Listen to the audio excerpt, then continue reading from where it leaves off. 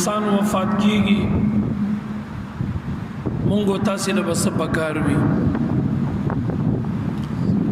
یا یو انسان وفات شي هغه ټیم کې به مونږ او تاسو سکو د مړي بعضی احکام مختصراً ز بیانوم ځکه عموما ټیم کم وي نو خبرې به مختصرې کوو کله چې دی یو انسان ځنکدن شروع شي د قریب المرګ شي قریب الموت وګرځيږي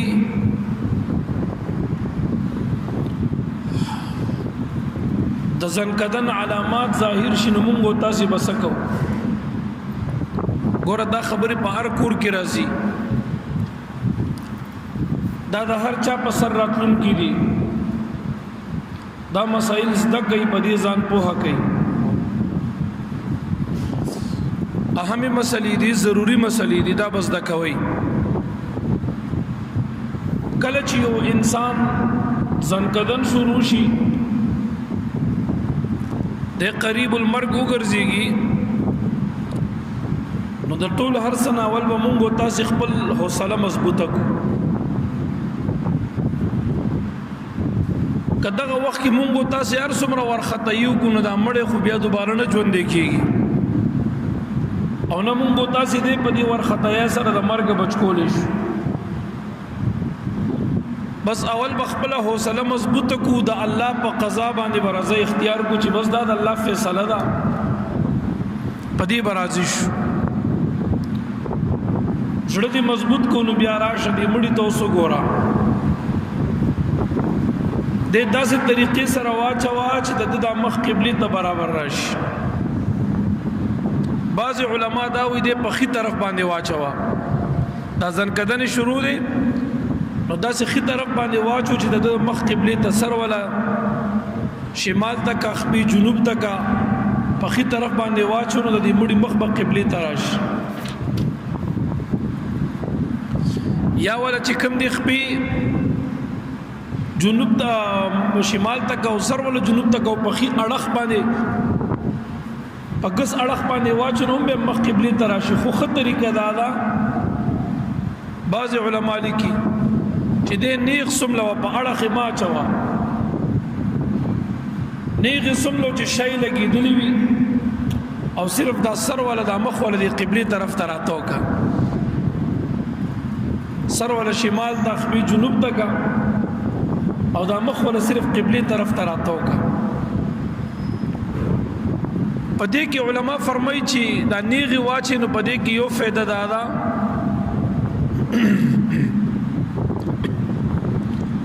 چې سترګې پټول د مړي دا آسان شي د مړي د خله جوختول دا بیا آسان وي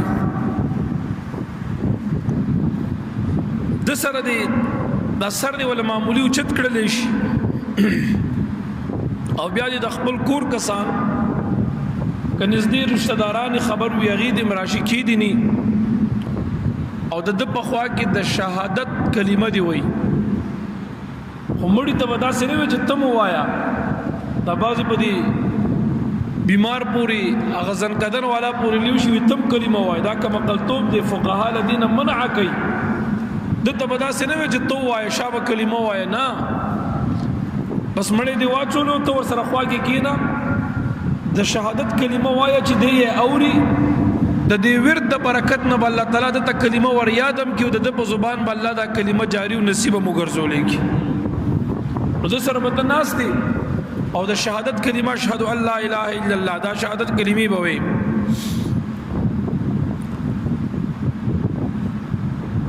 بعض روایتو کې دام راځي چې د سره کله څوک کې ناس ته څوک د شهادت کلمې وي خودنه چې چاپیره کوم خلق ناستی ور خطای دي نه کوي اغه دي د سورته یاسین تلاوت شروع کی سورته یاسین تلاوت دا ډیر بهتر دی د سره د ځن کدن الله آسان کی او سات نه پاسان اوزي دویم نمبر سورت چې په روایتو کې ښودل شوی دی سورت رعد د سورت یاسین تلاوت کا بیا د سورت رعد تلاوت شروع کا یا سمرګری د کینی د شهادت کلمې دی وای سکینه سورت یاسین وای سورتا سورت رعد وای دا دواړه سور په حدیثو کې ښودل شوی دی د دې د برکت نه د روح په وتو کې الله اسانی پیدا کی په د ځنکدن اسانو ګرځيږي د ځنکدن د سختونه الله وساتي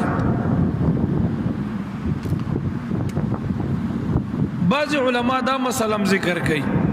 چې د چا ځنکدن وي نو هغه سره د هغه زنانه نه نزدیکيږي خواته دی ولا هغه زنانه ناراضي د کمی چې ماشوم پیدا شوی وي او لا بیماری کی وي یا هغه زنانه چې د کمی زنانه ماهواري وي مینسز وي هغه دی ور سره خوا کې نه کینی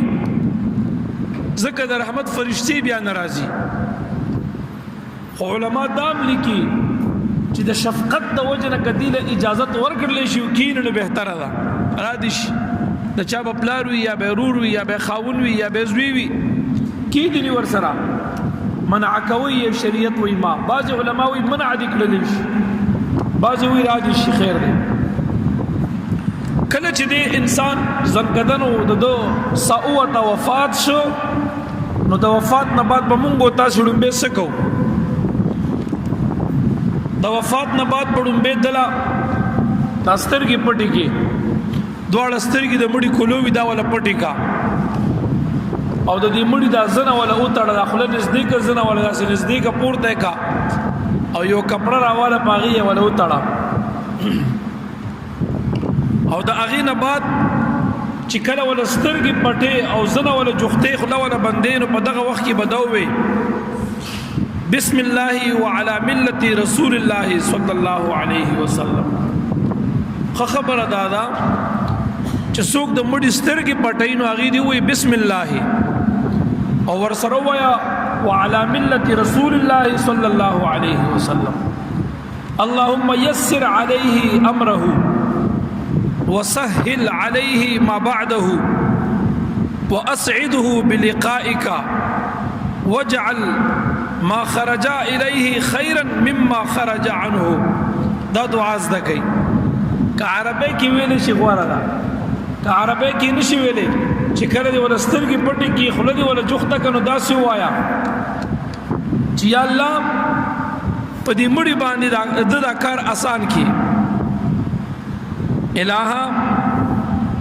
په دې باندې دا معاملہ دا مخکې سفر دا ورته آسان کی او یا الله دا راتلون کی حالت چې رستو په سرازي دا ورته آسان کی او یا الله د خپل دیدار ورکی او یا الله چې د کم کور نه لاړو د دنیا نه هغه چې کم کور ته تللی دی هغه کور د آخرت ول د دینه غوړ او خسته او ګرځولې کی دا دعا ورته وکا دا دعا زده کوي دغه دعا به ورته وکي د دینه بعد اوس به دې مړي د پاره د غسل بندوبست کې نو د غسل نوړان د زمون فقهای کرام لیکي اوس باندې لګراواله داسې نیم کیلو یا کم زیاته اوس پنا سکانې د اوس پني یا څه چاړو وغیرہ درنا یا بل کوم شي د اوس باندې راواله او د دې مړي په دې ګېډه باندې کېدا د دې لپاره چې د ګېډه هوا سره نه پړسيږي باز تاسو ګوري چې مړ شي وخت به تیر شي د ګېډه په دومره پړسېدلې ولاړې دا ولی فقها دي کې چې تر یو انسان وفات شو د په دې ګېډه باندې د اوس باندې یو کانه یو وزن شي کې د ډېر درون نه د کیلو نیم چی وي د دې لپاره چې د ګېډه پړسوب نه کوي چې پړسيږي نه فقهای کرام دا درته وایي بیا دا غي نه بعد د دې مړي د لاسونو په وګد کې په دې اړه کې ور سره وغځي یو لاس موګد کې دی اړه کې دویم لاس هم دې ګس اړه ته وګد کوله نزدیک دې بدن سره والا او د اغه نه بعد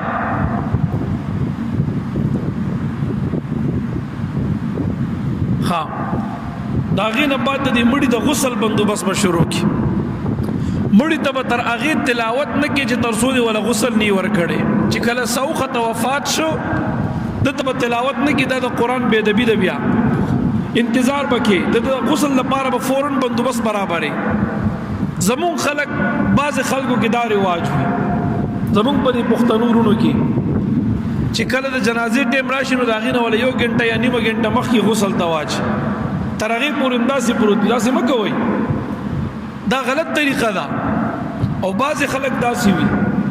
چې کله یو انسان وفات شي نو دوی څه کوي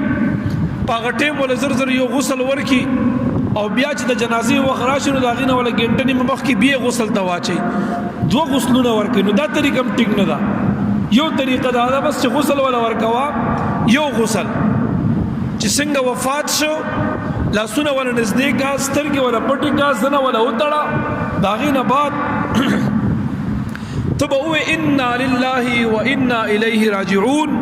استرجاع به وکړي انا لله و انا الیه راجعون نبی علیہ السلام فرمایي دا هغه کلمات دي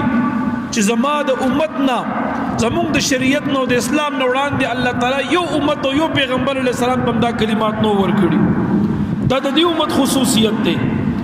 ته د الله تعالی په قضا رضا اختیار کا الله نه پر راضي شه تاسو ته بزوس احادیث وېما تاسو ته په دې باندې زری روایت وسوېما چې په دې کې څومره اجر دی چې کله یو انسان وفات شو تو وای انا لله و انا الیه راجعون صبر وکا د الله پکړو راضي شه به خدای د دینه مال خبدل راکا دا وای بس صبر پیوکا دا کم نعمت چې تا نه خدای واغستو پلار دی یا یعنی پلار مطلب د کور مشر دی یا د زوی دی لږ وخت دی دا د دینه بدله خدای بل بهترین نعمت درکې بیبي دی وفات شو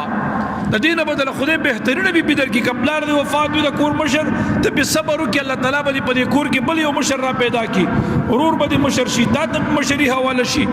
دا هغه تیر مشر نه بداستا دا یو مشر به ډیر غوړ او بهتر وګرځيږي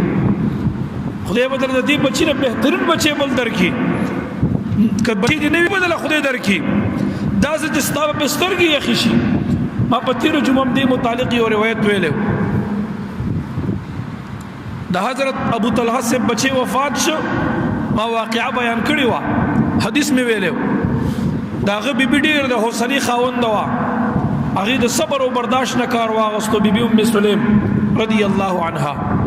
او هغه خاوند راغه او کور کې داغه خدمت وکړو شپه تیری بیا خاوند ته بعد کې حل وی چې بچي وفات شي د بچي جنازه تیار کړي او پټه کوټه کې خو دی و او چې سهار شو بیا خاوند راغه نبی علی السلام ته حل ویلو چې زما بیبي دومره صبر وکړو مام صبر کړي مبارک ورته وي مخفه کیږي الله تعالی په دې شپې د برکت نستاسو په جون کې بل بچي راوستي کی او په دې ډېر غوړی او ما غوا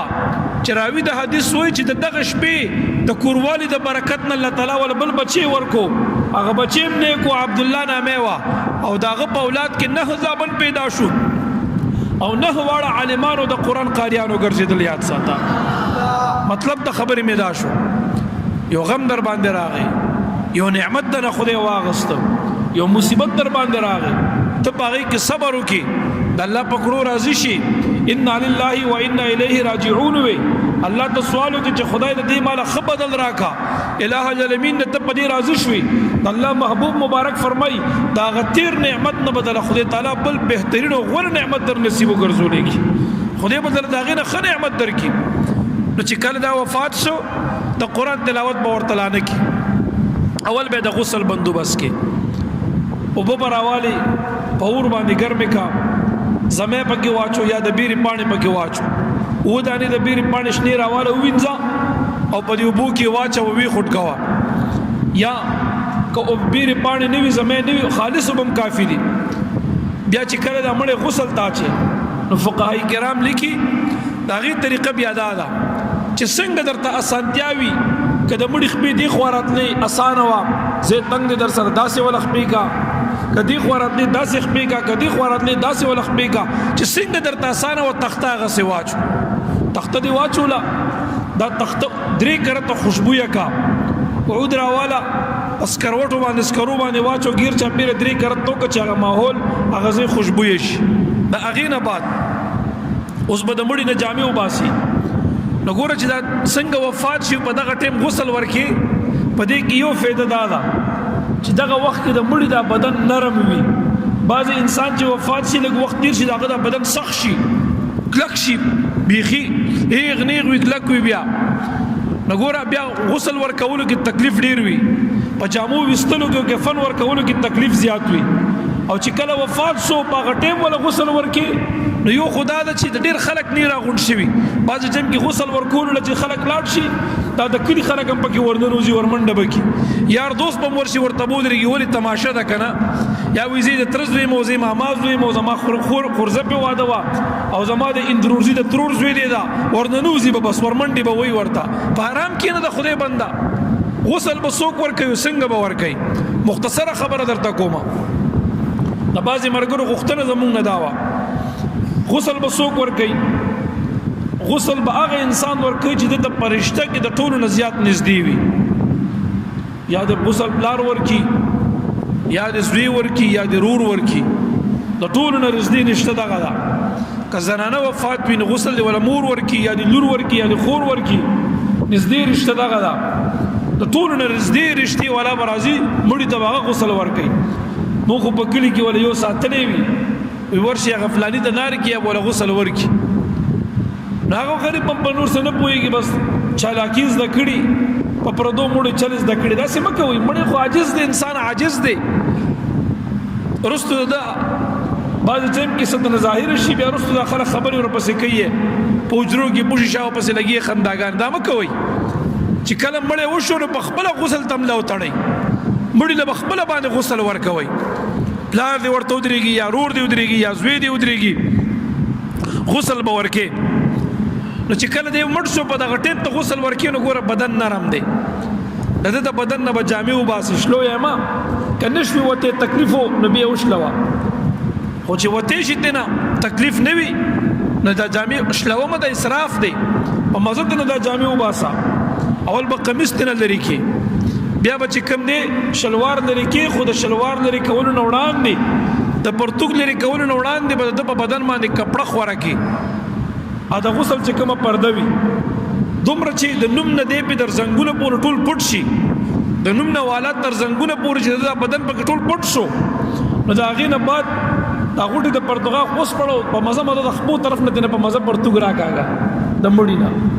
دا دې نه لري کو په دې باندې به کپڑا پرته وي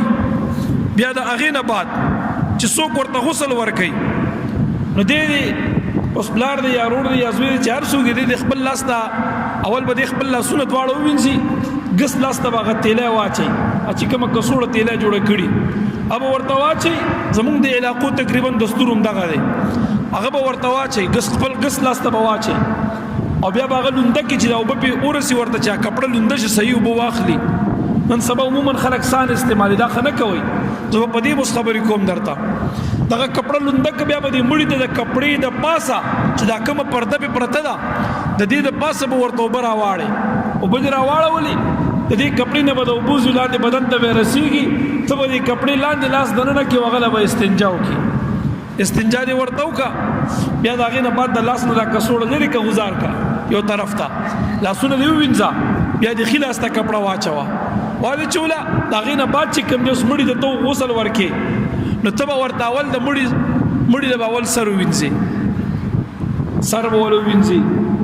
سر وینځنو وړاندې توبه اول بولو دس کې صرف دا فرایض ولو وینځه دا دس هغه فرایض چې کوم په دس کې دي کچر ته په جنابت کې وو بیا به مړی ته پوزه کې مبدل نه کې خله کې به ورته وباچي او کدی په جنابت کې نو مړ شوی غسل ضرورت ورته نه ولکه باز سړی دی بدن پلیت وي د جنابت په حالت کې مړ شي د غسل ضرورت به ورته دا غین وړاندې دی وفات شي نو بیا به ورته خله کې مباچي پوزه کې به ورته اچي او که په جنابت کې نه وفات شوی نو د مړي خلو پوزه کې وباچول نشته سبا کې ور سره بس مخ ولا وینځه پورا او لاسونه تر څنګهلو ولا دواړو وینځه په سر ولا مسو کو خپې ولا وینځه دغه ولو که دا غینه بعد بیا د مړي په سر وبرا واړه مړي د سر وینځه بیا دا غینه بعد په خې طرف ولا وبرا واړه او خې طرف ولا وینځه د داسې پروت د خې طرف ولګ روچت کې داسې پاړه خکا چې د املا لاندې وبور سي ګس طرف ته او املا ول الله سوا بیا ول دا ګس طرف باندې به روچت کې دا ګس طرف ورچت کې خې ول لاندې کې داسې به وینځي چې د خې طرف ته لاندې وبور سي املا باندې مړي د غسل ورکو د غسل نه بعد دا مړ فقهای کرام فرمایي دی بلګ راکینه روچت به کې د شاده خوانه بولا اٹیک ورکې لګ به روچت کې رانیخ شو فقها فرمایي دا غسل ورکون کې به مړی ته په ګېډه باندې نرم نرم لاس وهي کله د په ګېډه کې سوي تش بول ټک بول ابته نه خارج شي چې خارج شنو دوباره غسل ورکول بیا نشته بس اغزه ولوینځه اغزه پاک کا بس غسل وشو فقها دا غلي کی دا غرنګ بچ کم دی دا غینه بعد بیا به تاسو چې مړی ته غسل ورکو بیا به اوچا کپڑا غ پرده راوالي او پاغي باندې بچ کم دی مړی اوچ کی او بیا به خوشبوئی راوالي خوشبوئی او دا به مړی ته کافور وغیرہ دا به د مړی د سجدو په اندامونو باندې ولګي کفن ولا خوشبویا کا او د چې کوم هغه د سجدي زيونه دي کافور مې د کړي براوالي په تندي باندې به ورته لګي په پوزه به ورته لګي لګ لګ په دواړو لاسونو به ورته لګي په دې زينو او په دواړو زنګونو به ورته لګي او په دواړو پنجو به ورته کافور لګي سجده په او اندامونو باندې مونږ تاسو کو دو پنج دي دو ګوډي دي سلور شو دو لاسونه دي شپږ شو پوز او تندې دا په یو اندامي صاحب دي په دې او اندامونو به ورته کافور لګي دا هغه نه بعد دا مسله موري بعض خلک داسي انسان وفات شي برتونه غټوي یا د چا جامت وګت شوی ګیره بټولو مرخري چې مړ شي جامت وګدوي یا برتونه لغ شوی یا نکونه وګدوي یا وختي ډیر به بر وګدوي نو دا بعض خلک د وفات نه بعد ولا بیا میک اپ کوي مونږ لیدو یقینو کوي یو عقیده تلو یو بڑلار سړی وفات دوستانو سره او وفات شوی موږ ته جنازې لورو هغه بیماری کې د مرګ نه وسوره د مخ کې ورغلی ګیره موږ دوا لکه اجامت دی ګت شوی او وختیم داسې ګډ وډو او برتونم او چې کله مړ شو په سبا وفات شو چې بیا ورغو د مرګ نه بعد ولا خمزدار ګیره خړېلې دا برتونه ولا غستې دي نوکانه ولا غستې وختي ولا انګريزي کټینګ کړي دا ولې لکه دام څه کړي والله وی خلک راضي دا فلانه راضي ډاکټر صاحب هم راضي او انجینیر هم راضي او پیلټ هم زموږ غټ خلکو سره وی تعلق دی بیا به خلکو خاندل چې دا ګور د خپل په حالت کې پروت و د خدای نیک بخته په جون ولا نږدې ناراضي خدمت نه کوي بس د مرګ شو شاپي کې په مړي مس خلک شو شا کوي او د خدای بندګانو دا منع دي وختبه ولا ناخلي ګیره به ولا ناخلي نکونه به ولا ناخلي سر به ولا نګو منځي د مرګ نه بعد دا مسله وره ګوره بعض خلک ولا بیا وختګو منځي بعض ولا بیا چې کم نه اجامت ولا کوي بعض ولا نکونه لري بعض ولا وخت کټ کوي نه دا باندې کې دا شرعاً منع دي دا غرنګ چې کم نه مړي له بیا کفن ورکي اوس دلته یو خبره بل وره چې نارینه وفات شنو هغه به غسل نارینه ورکي او چې زنانه وفات شي نو هغه به غسل زنانه ورکي اوس داسې نشي کولی چې خزه وفات شي او خاوند راشي او چې زه ولا غسل ورکوم نه دا شرعاً جایز نه دي زموږ غوستاسي لپاره اگر که خپل خزه دي دا وفات د مرګ نه بعد تاغه بیا ټچ کولای نشي غسل به ولته نه ورکي دا د شریعت مسله ده او چې سړی وفات شي نو د خپل خزه باندې راځي چې زه د غسل ورکوما او د غزو ولا نه د لبسړي راځي به ولا غسل ورکي دا غرنګ چې ماشوم جنې وفات کډیره وړاوه چې د انسان ورته فکر خیال نه بدلېږي شهوات نه چتېږي نبي اول نه غسل ورکول شي ډیره ماشوم وي نه ولا ورکول شي زنانه ولا ورکول شي او کوړو کې معصوم الک وفات چې د زنانه ورته فکر او شهوات نه بدلېږي خیال نه بدلېږي نو هغه بیا زنانه غسل ورکول شي ډیر وړو کې ماشوم وي بیا ولا هغه غسل ورکول شي لمبول شي ولا خجي چې کله ولا غسل ورکی دا غینه بعد د کفن مسله راځي د مړي کفن دا پچا باندې دي چې په جون کې د چا جامه لباس د چا خرچا نفقه پچا باندې وي پس د مرګ هم داغه خرچا د کفن دا په د باندې وي لکه اوس د خزي خرچه ټوله په خاوند ده چې خزه وفات شي د مرګ نه بعد به د خاوند غیر کفن وروړي د بچی خرچه په پلار ده ماشوم دی وړو کې د خرچه پلار باندې ده دا ماشوم وفات شو نو ماشوم نه چې کم دی ته کفن وغیرہ په پلار ولا وروړي دا پاغي باندې دی اوس کنه فقه داس یو انسان وفات شو چې دا غي سو کم نشتا نو هغه باندې به کفن د بیت المال نه چولې شي اوس که بیت المال ولا ظلم کوي نه چي پی یا چې کوم دی بیت المال کې سشتنه بیا بوله د الله په نوم باندې خلکو نه بوله आवाज کې چنده بوله غونډې بیا پاغي بوله کفن کې د نارینه کفن 3 جامې دي د زنانه کفن 15 جامې دي دا اوس د کوي د نارینه کفن چې کوم دی یو قمیص دی دویم ازار دی او دریم لنګ دی دا 3 جامې دا د نارینه کفن دی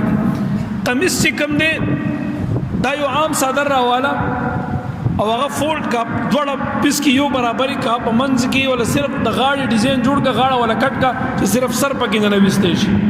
ګنډل په پکې نه کې بس صرف صدر راواله راکته کوي کې منځ کې ولا د غاړه جوړه کا ورته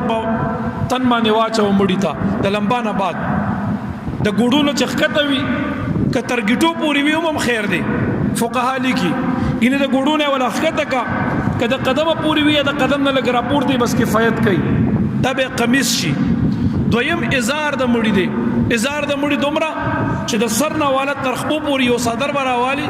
دا به خور کې هغه کې بمړې واچي چې د سر نه ترخبو پوری په کې دی پټي کې دی ته ازار ویل شي او دریم نمبر چې کوم دی هغه ازار نه علاوه لفافه د مړی دا لفافه دا داسې یو صدر چې د سر نه ترخبو پوری په د مړی په کې پټي کې دی په کې روین غاړي نو ګوره دا ازار او دا لفافه دا به یو برابر وي یا د ازار د لفافې نه لګي او لیش کم وي خیر دی په دې کې به دواړه به صادرونه خواره کې مړی ته چې قمیص دی واچو دا غینه بعد په دې کې به کې دي اول به په دخي طرف نه ازار راواړي بیا به د ګس طرف نه ازار راواړي بیا د خي طرف نه به لفافه راواړي بیا د ګس طرف نه به د لفافې صدر راواړي یو بیس کبا اول د ازار چې کم دی د لنګ دا به اول په مړی باندې راواړي د خي طرف نه بیا به د ګس طرف نه راواړي بیا به د لفافې د خي طرف نه راواړي بیا به د لفافې د دویم بیس کدا به د ګس طرف نه راواړي دا به خوشبويه کی دا د مړی کفن دی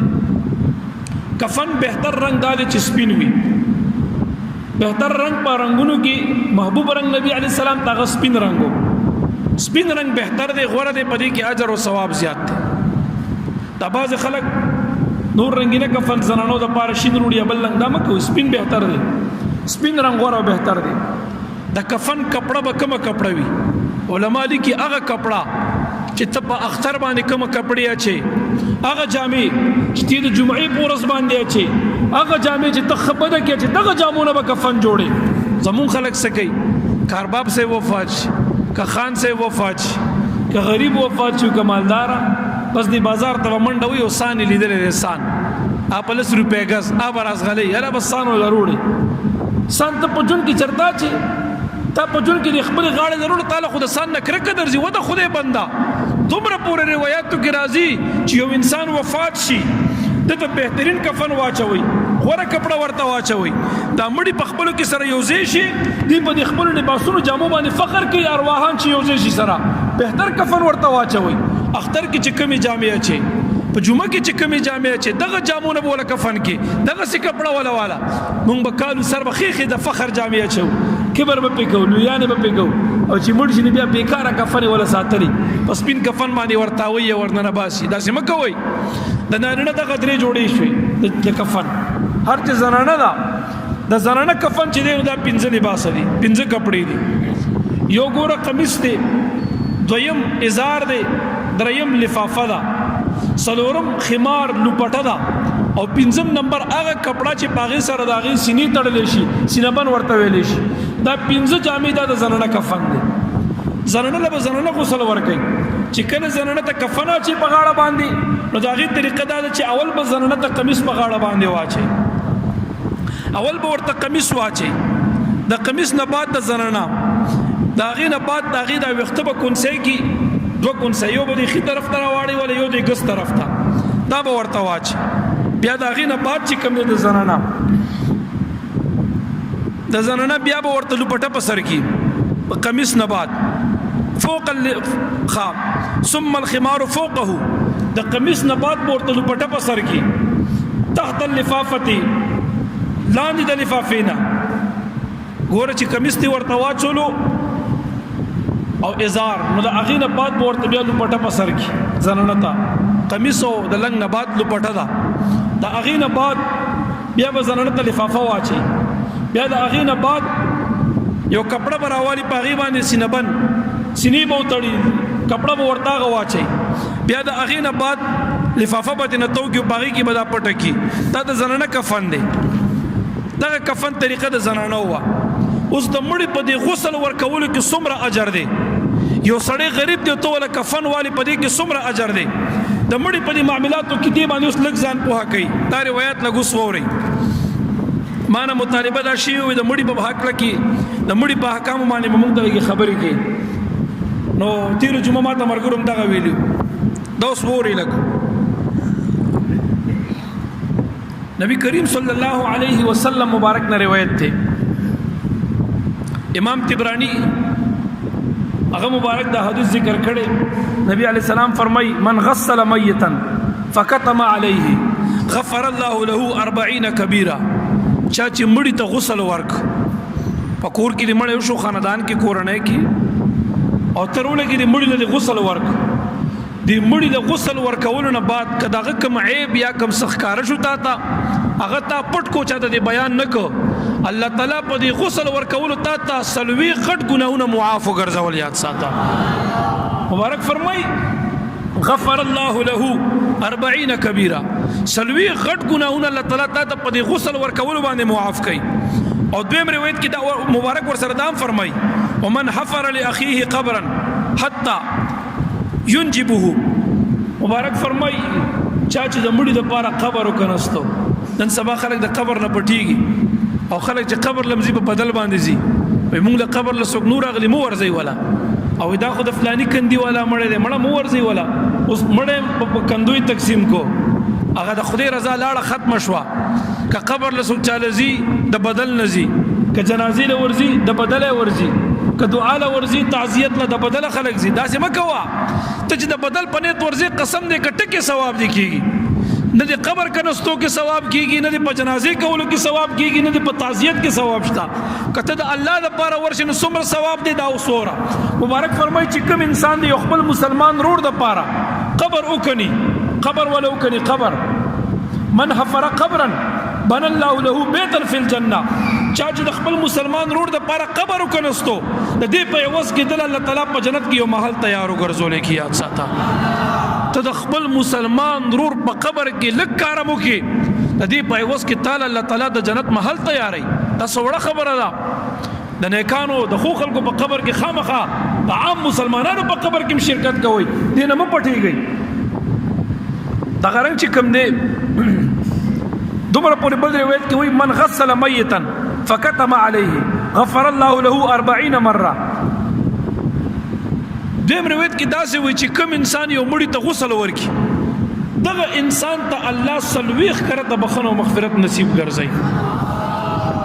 او بیا فرمای ومن کفن میتا کساه الله من سندس واستبرق في الجنه. امام طبرانی دا حدیث ذکر کړي. مبارک فرمای چې کوم انسان مړی له کفن واغستو کفن ولا ورکو احسانا تا ولا واغستو ور دکو د دې په اوس کې به تعالی الله تعالی ته جنتی رخم او لباس در نصیب وګرځول کی یاد ساته. او بیا فرمای بل روایت کې مبارک دا وای ومن غسل میتا خرج من ذنوبه كيوم ولدته امه. مبارک فرمای چې کوم انسان مړی له غسل ورکی د ګنا نه داسې پاک شو په خپل باندې د ګنا نه داسې پاک شو گویا کې تبه وی چې د خپل مور د بدن نه اوس پیدا شو یو ماشوم د مور نه پیدا شي باغه زره ګنا نه وي د کرنګ د مړي په غسل ورکول باندې ستا تمام ګنا الله تعالی معاف وګرځول یاد ساته. دا وړه خبره نه ده دا ډیر لوی عزت او اعزاز دی. ومن کفن میتا کساه الله من حلل الجنه. الله به جنت لباس ورواغوندي هغه چاته چا چې د مړي د پاره د کفن بندوبس وکړو کفن دې ورته واغست. مبارک فرمایي د دې په اوس کې الله جنتی لباس درته در نصیب وګرځولې کی. دا غرنګ چې کوم دی ومن تبع جنازه حتى يقضى دفنها كتب الله له. مبارک فرمایي ګوره کوم انسان چې د یو مسلمان رور جنازې ته لاړ او داغه په جنازه کې شریک شوی هغه باندې جنازه وکا تر جنازې ورسره لاړې. یو روایت کې داسې فرمایي مبارک تا الله تعالی ته جنازې پادا کولو باندې یو قرات یعنی د احد د غر برابر اجر او ثواب در نصیب وګرځولې کی. دا ډېر لوی سعادت دی د مسلمان رور جنازه کې داخله دل. ها بل حدیث کې داسې فرمایي چې کله یو مسلمان جنازه پورته کیږي او تراغي اول دی خي طرف ته خیخ پیتا مخکینه خیخ پیتا دی وګور کا او ورسره لس قدم لاړې او بیا د خي طرف ته رستنه خپې د مړي د کټ ته راغی او لس قدم هغې سره لاړې اوږدې ورکا او بیا د ګس طرف ته راغی د ګس طرف مخکینی خپې سره لس قدمه لاړې اوږدې ورکا او بیا د ګس طرف رستنه خپې د مړي کټ سره 40 قدمه ورسره ته په دغه ترتیب لاړې اول خي طرف ته مخکې خپې سره لس قدمه بیا خي طرف ته رستو خپې سره لس قدمه بیا ګس طرف ته مخکې خپې سره لس قدمه بیا ګس طرف ته رستو خپې سره لس قدمه په دې ترتیب 40 قدمه لاړې د الله محبوب فرمای په دې باندې الله 40 غټ ګناهونه ته معاف وګرځول یاد ساته په دې یو قدم ستا یو ګناه کبیره معاف کیږي صغیر نه کبایر دې معاف کیږي څومره اجر دې پکې څومره ثواب دې پکې دغه رنگ مبارک فرمای ومن کفل یتیما کم انسان چې کفالت د یتیمو کی یو کس وفات شو دغه وړو بچی پاتې شو او ته دغه یتیمانو په سر لاس کېدی او داغي کفالت او داغي خیال ساتنه شروع کی داغي ضرورت تر سره کی داغه ماشومان هوایش پوره کی داغي خیال ساتي تربیت یو کی پکور کې یتیم پیدا شو رور دی وفات مثال خبري پلار دی وفات او وړو درته پاتې شو ترزوی دی وفات شو ماما دی وفات شو ماما زوی دی وفات شو د یتیمانو په سر دی لاس کې خو کفالت دی داغي وکړو یا یو کونډه پاتې شو په کورنۍ کې او تا داغي خیال ساتلو په غلط نیت باندې نه تا داغي سره احسانات الله د پاره وکړو مبارک فرمایي دغه انسان په قیامت کې الله د هر سختۍ نه پامان کی او ځان ته به د عرش د سور لاندې د نیکانو په ډله کې ودرې ځان ته یاد ساته د نیکانو د صالحینو په ډله کې به الله پاسه په قیامت کې چاچ د یتیم کفالت کو بعضی روایتو کې راځي مبارک فرمایي زو هغه په قیامت کې داسي یو ما سره مبارک فرمایي داسي نږدې بر سره ولاړ وي یو یتیم ساتنه دی وکا هغه روایت زیاتېږي ما نه خبرې وکړي بل روایت کې داسي راځي مبارک فرمایي زور القبور تذكر بها الاخره تاسو د قبر زیارتونو ته ځئ د مور پلار قبر لځئ د مسلمانانو مقبرې ته ځئ خوش پورس کې ځئ دا روایت کې راځي امام بهقي ذکر کړي مشکات کې دا حدیث ذکر دی نبی علی السلام فرمایي چې چا مور او پلار دواړه یا یو وفات وي او دا بچي اغیله د جمعې پورس قبر لور شي الله تعالی ورته مخینه تمام ګناه معاف وګرځول کی او دغه بچي الله تعالی د اولیاء او د نیکانو په ډله کې شمار او حساب کی یاد ساته خوش په ورځ کې د نیکانو قبر لورځي د والدینو قبر لورځي د مؤمنانو قبرستان او مقبرې ته ځي مبارک فرمایي تاسو زیارت قبور کوئ دې سره انسان ته آخرت یادېږي او بیا فرمایي مړي له غسل ورکوئ دا دې کې انسان د پاره پند دی په دې کې د انسان د پاره عبرت دی او بیا فرمایي تاسو جنازې لځئ د مسلمانانو په دې کې ډېر لوی اجر دی لکه بل حدیث مبارک کې فرمایي د یو مسلمان په بل مسلمان یو څو حقونه دي د الله محبوب مبارک فرمایي یو حق پکې دا دی یو حق دا دی اذا لقيته فسلم عليه مبارک فرمایي یو مسلمان ضرور حق پتا دا دی چې کله تاسو سره ملاقات شي نو باغ سلام اچو نن خو مونږ په ژوندو سره پمړو نه چې زمونږ داسې دین دی داسې تعلیمات مونږ د اسلام راکړي چې ته د مسلمان په قبر تیریږي په دې قبر هم سلام اچوا په دې مړي د مړي په قبر سلام اچو نن مونږ په ژوندو نه اچو مونږ ته شریعت وي په مړوم سلام اچوا الله د محبوب حدیث دی په قبرستان تیریږي ودرېږه هغه ته سلام او هغه د پاره د مغفرت دعا وغواړه نن مونږ په مړو نه په ژوندوم سلام نه اچو دا غلطی ده زمونږ استاسي وګوره د الله محبوب مبارک فرمایي د یو مسلمان په بل مسلمان دا حق دی تعالی مخې لراشي سلام په پیاچ دا سلام اچون کې او سلام کې پهل کون کې دا د تکبر او د لویانا چې کوم دې بری دی د کلویو تکبر نشته چې کوم انسان په سلام کې پهل کوي ابتدا کوي چا سره خبر کې په ټلیفون السلام علیکم هلو په ځای باندې لومبه سلام اچو چا چې دا پهل په سلام کې کولو پوښ چې دې سړی کې کبر نشته دا کبر جن نه دی دا عاجز سړی دی د په طبيعت کې عاجزي دا خدای ته نږدې دی دغه رنګ واذا دعاك فاجبه مبارک فرمایي چې کله تاروغ واړي یعنی دعوت درته درکې د بل مسلمان ضرور دا دعوت قبلول دا دغه حق دی پتا باندې تا ته چې مونږ فلانه واده مې دی یا مې کوئی دندا یا زمونږ کر صدقه او خیرات دی یا محفل دی یا دادی ادا تعالی دعوت درکې د ګناکار پکې نه وي نو بیا به ته د هغه دعوت قبلې او که د شریعت نه خلاف کار ته راغواړو نو هغې کې به د هغې اتباع بیا نه کړي. لا طاعة لمخلوق في معصیة الخالق. دغه رنګ چې کوم دی و اذا عطس مبارک فرمایي چې کله انګې واچي څوک ورته پرنجې وي څوک ورته انګې وي ټشنګناري کي چې کله انګې واچي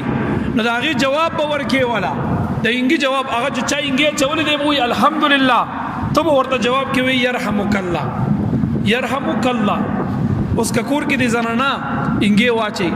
کور والا دی وا یا د بچی وا یا د خور وا یا والده وا هغې انګې واچولو نو به وایي الحمدلله ته به ورته وایي یرحمک الله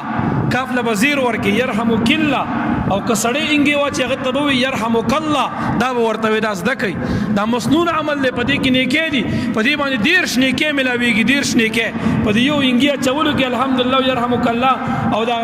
یهدیکم الله ویصلح بالکم دغه الفاظ ویلو باندې 10 نیکۍ درته ملاویږي. نن سبا مونږ چې کوم دی پیسو پسې خو منډې وو که 10 روپۍ درته ملاویږي هغې پسې سر هم ورکو او چې 10 نیکۍ ملاویږي د چا پروان پې نه دا د مسلمان ورور حق دی در باندې دا به ورته وي. واذا مرضا فعوده مبارک فرمایي چې کله ستا یو مسلمان ورور بیمار شي د هغه بیمار پرسي کوه د هغه تپوس ته ورځه. بیا فرمایي واذا مات فاتبعه کله چې وفات شي نو د هغه جنازې پسې لاړ شه هغه جنازه کې شریک شه دا دغه مسلمان ورور حق دی پتا باندې. دغه رنګ نبی کریم صلی الله علیه وسلم مبارک او فرمایل ګوره د جنازې پورې داخلېدو پورې درته خبره کوم توجه مو شته جواب را نه دی دا لږ په غور سره وورئ. د ابن حبان روایت دی د ابي سعید خدری رضی الله عنه د مرویاتنا نبی علیہ السلام مبارک فرمای 5 من عملهن فی یوم كتبه الله من اهل الجنه. 15 کارونه داسې دي چا چې په یو ورځ کې دا 15 کار وکړو دا انسان الله تعالی په دنیا کې ورته بخښنه کوي دی په دنیا کې جنتی ګرځي. 15 کار دي د ابن حبان روایت دی یاره دا خو کوي دا خو آسان دي دومره ګران خو نه دي. اول نمبر من عاد مریضا کم انسان چې په یو ورځ کې د بیمار پرسی وکا د بیمار پرسی دی وکا. زمونږ یو استادو د بیمار پرسی باره کې حدیث کې دا راځي نبی علیہ السلام فرمایي چې کم انسان یو بیمار پرسی ته لاړ شي کدی د ورځې تللی وي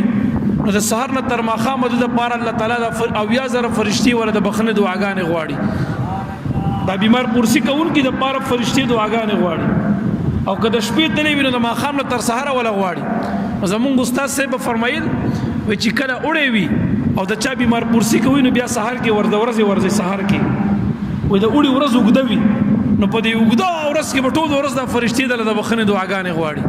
او چې کله جمع وي نو بیا د ماښام په ټیم ورځي د جمعې کې شپه اوږده وي نو بیا د ماښام ورځي تر سهاره به ټوله شپه د فرشتي دعاګانې غواړي.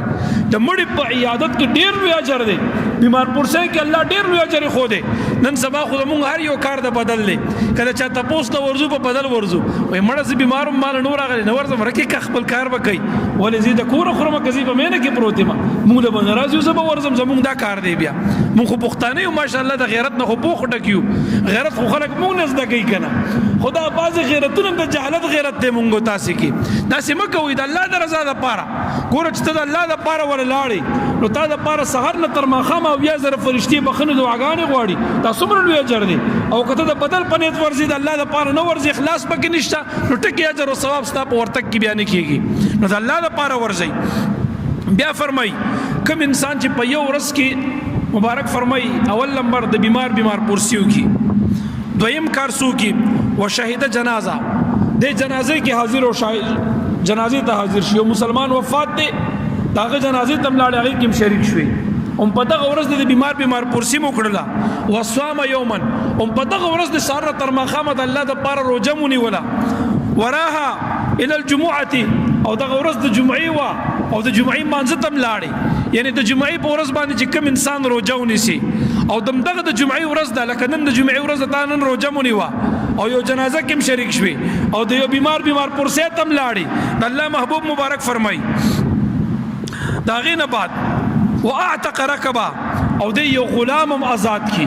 یو غلام دی آزاد کو دا پنځه کار دیو کده الله محبوب فرمای په دنیا کې تا الله تعالی جنتی ګرځي تلاړې جنتی شولې په دنیا کې تا باندې زیره د جنت ملو ګرځیدلو یاد ساته نن سبا غلامان نشتا دا غي نعم البدل دویم حدیث کې دا څه خودلې شوی تاسو ته سره شيغه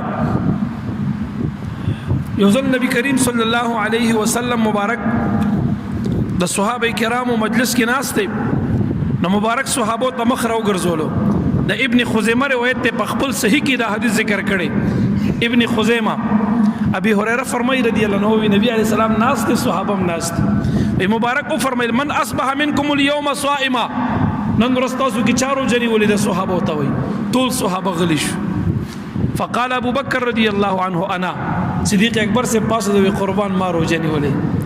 مبارک به فرمایل من اطعم منکم اليوم مسکینا نن ورځ پتاسو کې یو مسکین له روټه چا ور کړی دا یو غریب سره خېګړه چا کړی دی یو مسکین یو غریب خیال چا ساتلې دی ټول صحابه غلی شو صدیق اکبر رضی الله عنه مبارک ورته فرمایي انا قربان ما کړی دی روزه مم نن نیولې دا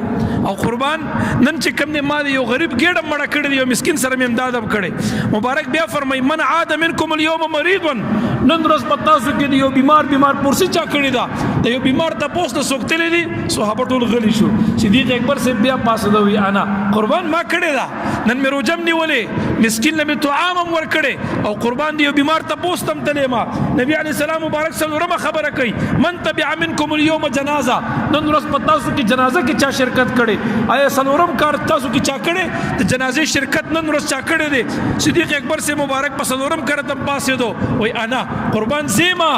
نن په مسلمان روټ په جنازه کې شریک شوم ما نن مې روزم نیولې دا نن چې کوم دي بیمار ته پوسټم تلم نن مې یو مسکین له روټه مور کړی دا نبی علی السلام مبارک ورته فرمای مجتمعت هذه الخصال قط في رجل الا دخل الجنه دا صدور خصلتنا په یو ورځ کې په یو مسلمان کې بجمع نشي مگر کچا کې دا صدور کار په یو ورځ کې راغ دی بل تعالی خامخا جنت ته داخلو ګرځولې کی یاد ساته د مسلمان په بیمار پرسای کې دومره اجر د مسلمان په جنازه شریک کېدو کې دومره اجر کته غلام نشي آزاد ولې یو مسلمان خو په ګډه مړولې شي سلور کار د یو ورځ کې وکا روزمو نساء د الله د پاره پدا اور جنازه کې شرکت وکړه مسلمان رو د یو مسلمان بیمار پرسای تم لاړ شه یو مسکین په ګډه باندې موړ کا دا سلور کار په یو ورځ باندې وکا الله غریختنه محبوب فرمای د دې سلور کارو د وجنه الله تعالی تا جنت ته داخل کی ته جنتی به ګرځيږي یاد ساته دا د ابن خزیمه روایت ته د یو مړي مسلمان په جنازه کې شریک کېدو کې څومره اجر دی او دا غیړم به فایده صدا امام بزار دا حدیث ذکر کړي بهترین روایت ذکر کړي الله محبوب فرمای ان اول ما يجازي به العبد بعد موته ان يغفر لجميع من اتبع جنازته اول بدلا چې مړی ته الله تعالی ډومبه جزا ورکړي ډومبه بدل ورکړي هغه څه شي دی چې یو مړی نه خدای راضي وي او دغه مړی له الله تعالی ډومبه بدل ورکړي د دې مسلمان میت په جنازه کې چې څومره خلک شامل شوي د ټولو تعالی د دې مړی د خاطر نه بخنه مغفرت نصیب وګرځول کی انسان د خدای بخل انسان په جنازه کې شریک شوي ډومبه بدله چې الله تعالی دې مړی له ورکړي د آخرت د بدلونه چې بیا حساب کتاب او جنتونه واغه او ټول کې ډومبه بدل داده چې د په جنازه کې د څومره مؤمنان شریک شوي زماري ختنه محبوب فرمای د دې ډومبه بدل دې مړی ته دا ملاويږي چې په دې جنازه کې د څومره مؤمنان شریک شوي د ټولو ته خدای بخنه او مغفرت نصیب وګرځولې دا وړه خبره نه ده د خدای بخلو خلکو جنازې لزی خلک ګوري نیکان صالحین ګوري د غیب په جنازه کې خامخا شمولیت کوي د خدای بخلو په جنازه کې شریک کېدل دا په خدای باندې ځان بخل دی یاد ساتي دا غرنګ حدیث مبارک کې دا سي راځي اوس ګوره کوي یو سړی عام انسان دی ته هم دغه جنازه دا خدای ته پته چې کم یو ته خدای بخنه کوي او کم ته نه کوي دا خبره خدای ته معلومه ده چې پوهیږي چې مسلمان رور دی وفات دی جنازې ته خامخا حاضری کوه په دې کې یا تا ته بخنه ده یا ستادي مړي مسلمان ته بخنه ده لکه روایت کې دا سي راځي امام مسلم دا حدیث ذکر کړي ابو داود کې دا حدیث ذکر دی دا غرنګ عمدہ حدیث مبارک ابن ماجه ذکر کړي نبی کریم صلی الله علیه وسلم فرمای ما من رجل مسلم يموت فيقوم على جنازته 40 رجلا لا يشركون بالله شيئا الا شفعهم الله فيه چې یو مسلمان وفات شي او داغه په جنازه کې د الله محبوب مبارک فرمای سلويخ قسم مسلمانان راجم شي چې مشرکان نه وي مسلمانان وي د په جنازه کې سلويخ مسلمانان راجم شو د دې سلويخ ته مسلمانانو د جنازې د برکت نه الله تعالی دې مړي ته بخنه او مغفرت نصیب ګرځي د دې سلويخ ته مسلمانانو شفاعت الله تعالی د مړي باره کې قبلې ستاد جنازې د برکت نه الله غته بخنه کوي او کغه خدای بخلې وي نو داغه د برکت نه الله تعالی بخنه نصیب ګرځي یاد ساته د مسلمان رور په جنازه کې شریک کېدل الله سره خبره نه ده دویم نمبر روایت کې داسې راځي مبارک فرمایي د ابن عمر رضی الله عنه د مرویاتنا د ابن عمر رضی الله عنهما د مرویاتنا حدیث ته نبی علیہ السلام مبارک فرمایي ما من رجل يصلي عليه 100 الا غفر الله له دا روایت امام طبرانی ذکر کړي چې یو مسلمان وفات شي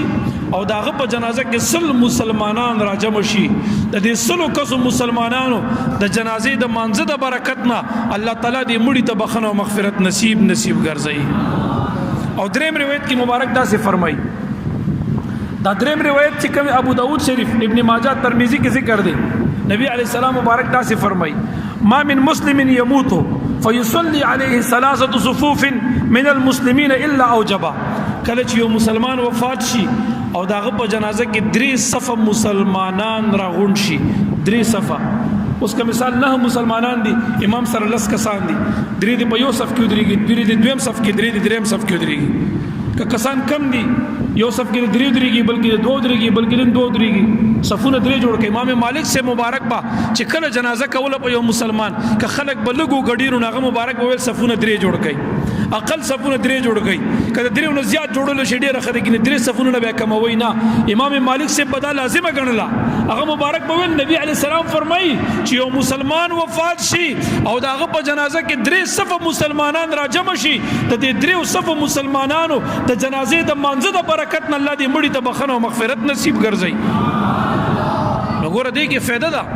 د مسلمان رور جنازې لاړې کا خدای بخلې وي تا تم بخنه کوي او کاغه نه بخلي ستاده جنازې د برکت نه غته بخنه کیږي او تعالی د جنازې پادا کول باندې مبارک فرمایي یو قیرات ثواب ملاويږي یو قیرات یعنی احد د غر برابر ثواب ملاويږي داغه په جنازې ادا کول کې د غر برابر د احد د غر برابر ثواب ملاويږي کله چې یو انسان وفات شي ما د غسل طریقې بیان کړه کفنم داغې نه بعد کله کله علاقې مسلمانان خبره اعلان کین بهتره ده ځکه چې یو جماعت د مسلمانانو خبر شو دغه جنازې تراش داغې نه بعد د دفن کې با د تکفین کې با جلتی بکې اسارول بنه کې بعض خلک دی چې نن وفات شي 8 بجې وفات شوه دی سحر 8 بجې سبا ماسپخین په 2 بجې ولا جنازه وټاکي دا سم کوي بعض دای چې وفات شو سبا سحر به جنازه 10 بجې 11 بجې به جنازه دا سم کوي چې وفات شو صحابه کرامو با د نبی علی السلام په خبرو ډیر زیات عمل کول دومره بوچ د ماخام اذان وړاندې بعض روایتو کې داسې مرضی چې د ماخام اذان وړاندې یو صحابي جنازه تیار و صحابه جنازه په وکا هغه ویل چې د فنکوي بعض مرګرو د ماخام مونږ کو راځو د فنکوي بعض مرګري د ماخام مونږ ته د جمع باندې چې هغه واپس راتلنو د صحابه په جنازه کړي او دی به د فن کړي مو یاد ساتي یعنی دومره جلدی باغی پکې کوله ډېر لږ وخت کې دا نه چې په ورځ یا په غنټو به اشاره ولو دا خبره نه ده مبارک فرمای اسرعوا بالجنازه فان تكن صالحه فخير مبارک فرمای فإن تكن صالحا فخير تقدمونها إليه وإن تكن سوى ذلك فشر تدعونه عن رقابكم د بخاری او د مسلم روایت ته یو انسان وفات شي کده نیک وي نو زر زر دفن کوي د پاره چې کوم مخ کې خوشاله دي د فرشتو سره هغه ملائکو سره ملاقات یا د جهورانو سره ملاقات یا د قبر د جنت باغچه ګرځيږي یا د پاره چې کوم خوشاله دي نو هغه د زر اورسوي او مبارک فرمای ک ګناګار انسان وفات شي بدعمل وفات شي نو مبارک فرمای اومم زر دفن کوي د خپل وګونه لري کوي په زر وړي دفن کوي چې د پاره سدي چې هغه د اورسيږي باغې سره مبارک فرمای تاخير پکې بیا مکوي او کله چې یو مسلمان وفات شي نو ګوره دا مسله موري داغه د وفات نه بعد دا خبره ووري چې د مړي بد بچره نه بیانوي د مړي نیکه به بیانوي نبی کریم صلی الله علیه وسلم مبارک انس سے فرمائی د بخاری او د مسلم روایت ته انس سے فرمائی یو ځل نبی علیہ السلام مبارک ناس ته یو جنازه تیر شو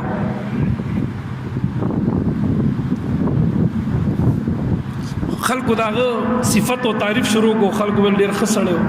ډیر نیک سړیو نو نبی علیہ السلام مبارک درې کرت وی وجبت بیا دیر دلته ناس ته چې دویمه یو جنازه تیر شو نو خلکو ویل دا ډیر بد سړی خوش او چې مړ شو ډیر بد سړی او بد عمل او خلک ته تنګ داو نو نبی علیہ السلام بیا فرمایي وجبت عمر فاروق صاحب ناس ته الله محبوب تراتو شو عمر سے ورته وی فداک ابي و امي مور او پلار دواړه مې د نظر او قربان شه د الله محبوب یو جنازه تیر شو خلکو داغه خ بیان کتا ویل وجبت دوی مړه تیر شو خلکو داغه بد بیان کتا سو ویل وجبت د دې څه مطلب د نبی علی السلام مبارک ورته وی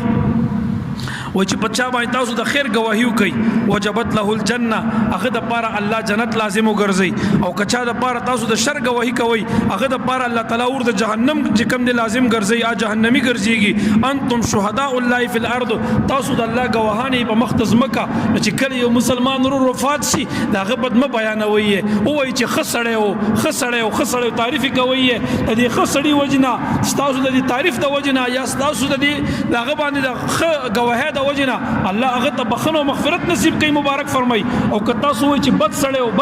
سړیو نو الله تعالی هغه باندې جهنم اور لازم ګرځي نو چرم پچا باندې بد م بیانوي د مسلمان رور داغه د وفات نه بعد داغه خېګړو نیکه یادوي نبی علی السلام مبارک فرمای د ابو داود روایت ته امام ترمذی ذکر کړی دی مبارک فرمای اذکروا محاسن موتاکم وکفوا عن مساویهم تاسو د مړي نیکه یادوي او د مړو د بدن داخلي بند کوي د مړو بچره م بیانوي د مړو نیکه بیانوي په دې کې فیدم دادا چې تاسو په مختص مکه د الله گواهان یې چا د پاره د خیر گواہی کوي هغه الله بخنه کوي چا د پاره د شر گواہی کوي هغه الله تعالی جهنم ته رسي نو د خیر گواهیان خلکو د پاره کوي د شر گواہی چا د پاره مکوي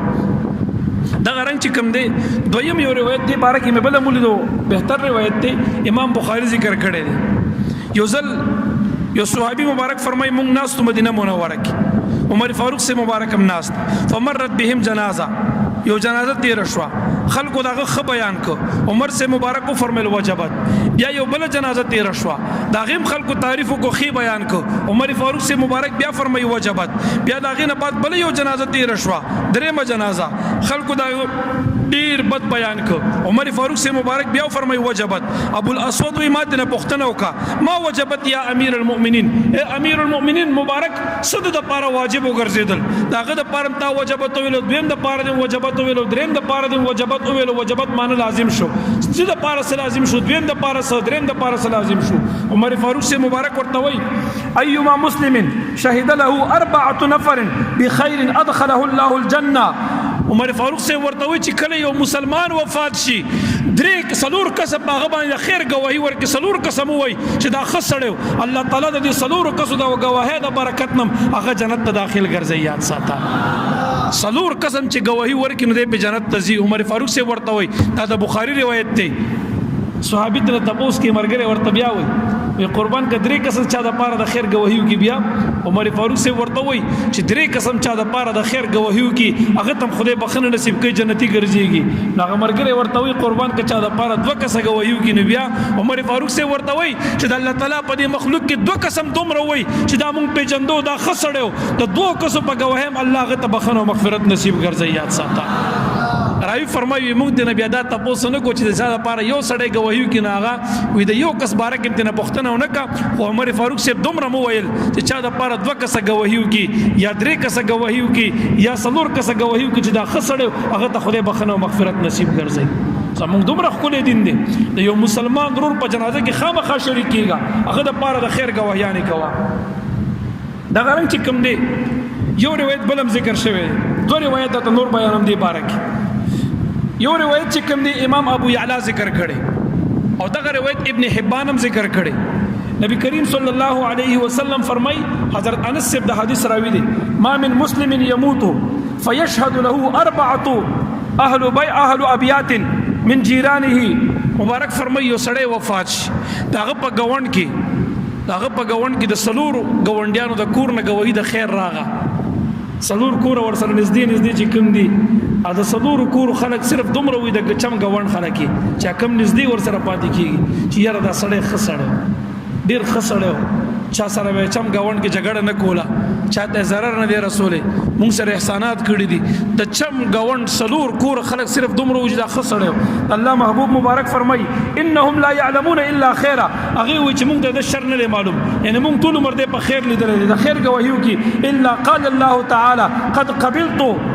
علمكم فيه وغفرت له ما لا تعلمون الله تبارک وتعالى فرمایي چې خلکو اے سلور کور اوسیدونکو گاونډیانو تاسو د خیر گواهیو کا تاسو ته خیر معلومو تاسو د خیر د گواهی د وجنه عدد چې کوم ګناه تاسو ته نه معلومه تاسو د نیکی گواهی د وجنه د تمام ګناهونه ما معاف کو د تمام بخنه او مغفرت نصیب وکړو د چم گاوند سلور کورم صرف دومره و چې یاره را سړی خو مونږ سره ښه گاوند تیر کړي خسړم مونږ ته شر نه دی معلوم د الله غریختینه محبوب فرمای دې مړي ته په خدای بخنه او مغفرت نصیب کړي دا ډیره لوی خبره ده دا غرنګ چې کوم دی په دې باره کې احادیث ډیر زیات دي او چې کله یو مړی وشي نو ما درته اول کې دا خبره کوله چې بې صبري به نه کوئ چغې وهل ګروان شلول مخ وهل ویښته ویسته دا د جاهلیت رسمونه دي دینه حدیث کې سخت من راغلی ده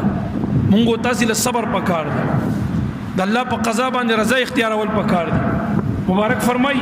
عبد الله ابن مسعود رضی الله عنه مرویات حدیث دی نبی علیہ السلام فرمای ليس منا من ضرب الخدود وشق الجيوب ودعا بدعوى الجاهليه دا د امام بخاری امام مسلم دا حدیث ذکر کړي نسائی کې ذکر دی ترمذی کې ذکر دی ابن ماجه کې ذکر کړي دی سیاستو کې پنځو وړو کتابو دا حدیث ذکر کړي دی نبی علیہ السلام فرمای چې کوم انسان د خپل مخ وهي د غم په وخت کې یا ګروان شلوي بعض روایتو کې وی چې وخت شو کوي نبی علیہ السلام فرمای دا سړی زمونږ نه دی یا د جاهلیت غونته بعض خبرې کوي په غمونو کې مصیبت پراشي او ستنې کې دا بعض خبرې دا بعض خزي بعض ستنې مې نه کوي کنه یو پکې ټپی ورته وای دا وای ته خدا سی وي تا خو بادام وروړو نور ورته دا کسی ورته کوي دا ستنې د جاهلیت دا شریعت کې منه دي نبی علیہ السلام فرمایي چې کوم انسان دا عمل کوي دا زمونږ نه دی دا زما د اتباع کوونکو نه دی دا د کامل ایمان والا نه دی دا سړی زمونږ د زمرې نه دی مبارک پدې باندې سخت وعیدات بیان کړی دي وګوره دا کارونه بالکل مکوئ بعض روایتو کې داسې راځي ليس منا من حلق او خرق او سلق مبارک فرمایي چې کوم انسان سلقه سمانه ترفع صوتها کما خزه یا کم سړی چې د غم په وخت کې پلار یا رور یا مزیز تربور رشدار وفات شو او د پاغه وخت کې چغي وهي مبارک فرمایي دا زمونږ نه دی یا هغه انسان چې د شلول کوي ګروان شلي جامې شلي مبارک فرمایي دا زمونږ نه دی یا هغه انسان چې د خپل وختو باسي مبارک فرمایي دا زمونږ نه دی ګوره د ترحم جړه بیل ده د نبی علی السلام بچي ابراهيم سے وفات شو مبارک ولاړ دی او په دې مخ مبارک له اوخ رودو روان دي مبارک په خپل باندې په دې ودوها رخصار دا رڼي اوخ روان دي په دې ګروان ساسي صحابه ورته فرمایي تاسو جاړي تاسو خو به موږ ته تلقین کولو تاسو خو به موږ د دینه منع کولو مبارک فرمایي او د ترحم جړه جایز ده دا خو د زړه د درد جړه ده چې چغه پکې نشته باغ جړه کې چې مخ وهل نشته ویخت شو کول نشته ګروان شلول نشته ستینه د جاهلیت غونډه کې کسی پکې نشته نو دا جړه بالکل جایز ده د درد جړه ده بالکل جایز ده نو که یو انسان د پلار وفات شو رور وفات شو پیر او استاد وفات شو یو عزیز او رشتہ دار وفات شو د صدمه ورسېده بالکل وجاړه زړه دې و دردېږي زړه غمجن شي سترګو نه اوښکې ځي دا جایز دي خو ګورستینې منع دي دغه دا کیسې د ما درته مخکې ویل دغه کارونه په دین د اسلام او شریعت کې منع دي د دې نه څه جوړېږي نه بلکې د دې په ځای باندې د ترحم جړه دا بالکل جایز ده د ترحم جړه په دین د اسلام کې د هغې نه څه ممانعات نه دی راغلی په دین د اسلام کې خبرې دلته نور هم ډېرې دي د جنازې احکام د جنازې مسائل ان شاء الله پر روانه جمعه باندې بیان کو او وخت به اوسم وړېدلې د مونږ ډېر وخت وړېدل 10 منټه بیا وړېدلې دي په هر تقدیر د یوسو مسلې می د مړي د میت د تجهیز او تکفین باره کې یا د مړي د احکام مبارک کې د بعض یارانو په غوښتنه باندې بیان کې هغه ویل چې موږ د دې ضرورت اداره ته خامخا وکا او ان شاء الله پر روانه جمعه به د مړي د جنازې سه احکام د تدفین او د تجهیز او هغه احکام چې کم باقی دي اب ان شاء الله بیانو وما علی الا البلاغ المبین